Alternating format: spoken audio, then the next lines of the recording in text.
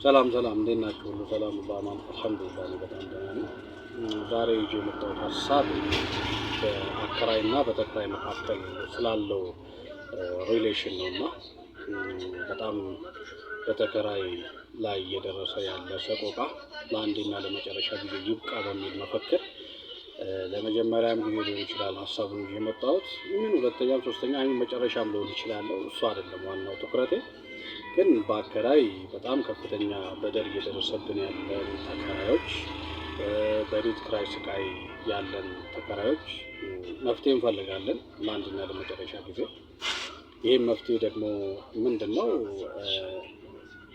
ተከራይ የአከራይን ቤተሰብ ተሸክመው የራሱንም ቤተሰብ ተሸክመው እንደገና የመኖሪያ ቤትም የሱቅንም ኪራይ እየከፈለ በጣም ከፍተኛውን የሀገራችን ኢኮኖሚ ተሸክሞ የሚሄድ ታታሪ የሆነ የኢትዮጵያ ዜጋ ነው ተከራይ ነውና እስከዛሬ ድረስ ቆም ተብሎ አልታሰበም። አስቤዛ የአከራይን አስቤዛ ከበር የሚያደርገው የበዓል ከበር የሚያደርገው ልጆች የሚያስተምረው የአከራዮችን ተከራይ ነው። እንደገና የራሱንም ልጆች የሚያስተምረው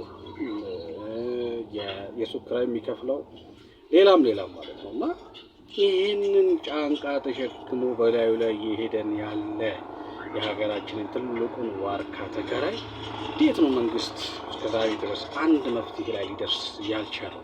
ምናልባት ተከራይም የከፋ ነገር ገጥሞት ሳይሆን ቀርቶ አይደለም። ምናልባት አቤት አላልንም ሊሆን ይችላል። ግን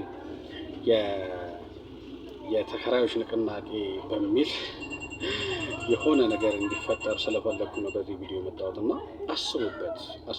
ተከራይ ከዚህ የበለጠ መንገላታት የለበትም። በአከራይ በጣም ተከብሮ ተፈርጦ መኖር መንቀሳቀስ የሚችል ዜጋ ሆኖ ግን በጣም በአከራዮች በደል በእምነት በብሔር በኢኮኖሚ በተለያየ መልኩ እየተመታ ስቃይ እየደረሰበት ያለ ዜጋ ነው ተከራይ።